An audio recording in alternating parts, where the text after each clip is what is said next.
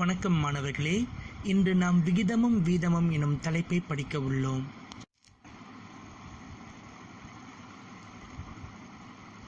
விகிதமும் வீதமும். விகிதம் என்றால் இரண்டு பிரிவு பொருள்களுக்கு இடையே உள்ள எண்ணிக்கை தொடர்பை அளவிடுவதாகும்.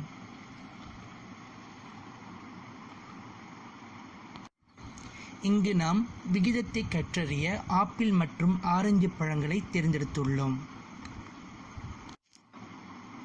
ஆப்பிள் பழங்களின் எண்ணிக்கை 2, ஆரஞ்சு பழங்களின் எண்ணிக்கை 3. ஆப்பிள் பழங்களை நாம் ஆரஞ்சு பழங்களுடன் ஒப்பிட்டால் 2 ஆப்பிள்களுக்கு 3 ஆரஞ்சுகள் ஆகும். அதாவது விகிதத்தில் குறிப்பிடும் பொழுது விகிதம் 2க்கு 3 என்று நாம் குறிப்பிடுவோம். இப்பொழுது நாம் விகிதத்தை எவ்வாறு வாசிப்பது, அறிவது என்பதனை தெரிந்து கொள்வோம்.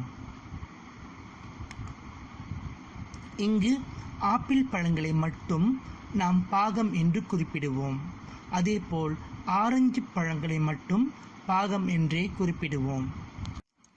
ஏனெனில் இவை இரண்டும் அங்கு இருக்கும் மொத்த எண்ணிக்கையை குறிப்பிடவில்லை. ஆப்பிள் என்பது ஒரு குறிப்பிட்ட பாகமாகவும் ஆரஞ்சு என்பது மற்றொரு குறிப்பிட்ட பாகமாகவும் இங்கு திகழ்கிறது. இந்த 2 பழங்களையும் ஒன்றிணைக்கும் பொழுது இது முழுமை என்று குறிப்பிடப்படுகிறது. அதாவது மொத்த பாகத்தையும் நாம் குறிப்பிடும் பொழுது அதனை முழுமை என்று நாம் அறிகிறோம். வாருங்கள் மாணவர்களே, இப்பொழுது நாம் எவ்வாறு இந்த விகிதத்தை எழுதுவது என்பதனை கற்றறிவோம். முதலாவதாக பாகத்திற்கு பாகம். முதலாவதாக குறிப்பிடப்பட்டிருப்பது பாகம். எனவே முதல் பாகமாக ஆப்பிள் இருப்பதனால் 2ஐ தேர்ந்தெடுக்கிறோம்.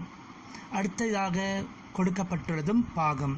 இரண்டாவதாக இருப்பதும் ஆரஞ்சு பழங்களின் பாகம் ஆக 3. எனவே விகிதம் 2க்கு 3.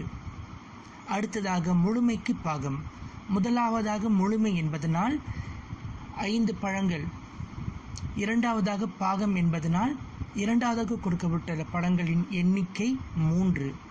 எனவே விகிதம் 5க்கு 3. தொடர்ந்து பாகத்திற்கு முழுமை. முதலாவதாக கொடுக்கப்பட்டுள்ளது பாகம். முதலாவதாக உள்ள பாகம் ஆப்பிள் 2. இரண்டாவதாக கொடுக்கப்பட்டுள்ளது முழுமை, மொத்தமாக கேட்கப்பட்டுள்ளது. எனவே 5. பாகத்திற்கு முழுமை என்பது விகிதம் 2க்கு 5 என்று இங்கு நாம் அறிய முடிகிறது. எனவே விகிதத்தில் பாகம் என்னும் பொழுது குறிப்பிட்ட பகுதியையும், முழுமை எனும் பொழுது மொத்தத்தையும் நாம் எழுத வேண்டும். அது மட்டுமின்றி முதலாவதாக கேட்கப்பட்ட பாகத்தை முதலாவதாகவும் இரண்டாவதாக கேட்கப்பட்ட பாகத்தை இரண்டாவதாகவும் எழுதுவதை நாம் மறக்கக்கூடாது. தொடர்ந்து நாம் விகிதத்தை சுருக்கியும் எழுதலாம் என்பதனை தெரிந்து கொள்ளவிருக்கின்றோம் மாணவர்களே.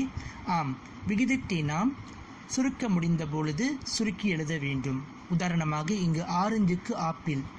இங்கு கொடுக்கப்பட்டுள்ள ஆரஞ்சுகளின் எண்ணிக்கை 6, ஆப்பிள் பழங்களின் எண்ணிக்கையோ 4. இந்த 2 எண்களையும் நாம் 2ஆம் வாய்ப்பாடால் சுருக்க முடியும். எனவே 6 2ஆம் வாய்ப்பாடால் சுருக்கும் பொழுது 3 எனவும், 4 2ஆம் வாய்ப்பாடால் சுருக்கும் பொழுது 2 எனவும், விகிதம் 3க்கு 2 என்ற விடை நமக்கு கிடைக்கிறது. இங்கு நாம் கவனத்தில் எடுத்துக்கொள்ள வேண்டிய விஷயம், முதலாவது பாகத்தையும் இரண்டாவதாக கேட்கப்பட்ட பாகத்தையும் சுருக்கும் பொழுது நாம் ஒரே வாய்ப்பாடையை பயன்படுத்த வேண்டும் என்பதாகும். அடுத்ததாக நாம் விகிதத்தை பின்ன வடிவில் எழுதலாம் என்பதனையும் தெரிந்து கொள்ளப் போகின்றோம். ஆம், விகிதத்தை நாம் பின்னமாகவும் எழுதலாம். விகிதத்தில் முதலாவதாக கொடுக்கப்பட்டுள்ள பாகத்தை மேலேயும், இரண்டாவதாக கொடுக்கப்பட்டுள்ள பாகத்தை கீழேயும் பின்ன வடிவில் நாம் எழுத வேண்டும்.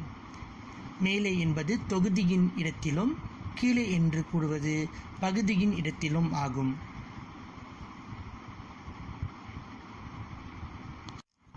உதாரணமாக இங்கு ஆரஞ்சுக்கு ஆப்பிள். விகிதம் 6க்கு 4, சுருக்கினால் விகிதம் 3க்கு 2. இதை நாம் பின்ன வடிவில் எழுதும் பொழுது மேலே 6 எனவும் கீழே 4 எனவும் எழுத வேண்டும்.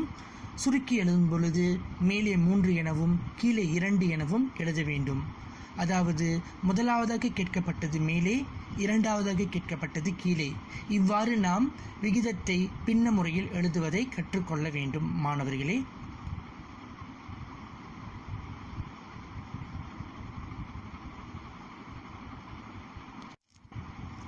இத்துடன் இன்றைய விகிதமும் வீதமும் பாடத்தின் முதல் பகுதி முடிவுறுகிறது.